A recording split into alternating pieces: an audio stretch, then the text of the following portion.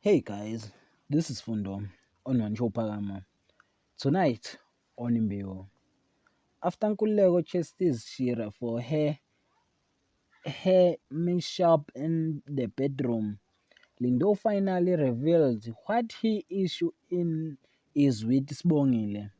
And Lindo tries to expedite her surgery to transaction, but money is a problem.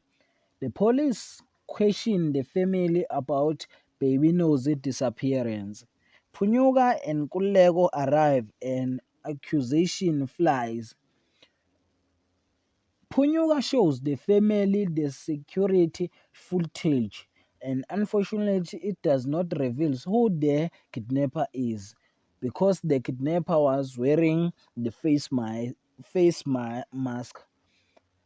And Makhosazane takes Kulego child to use it. That is for tonight. Thanks for watching. Don't forget to like and comment and subscribe. Therefore, thanks.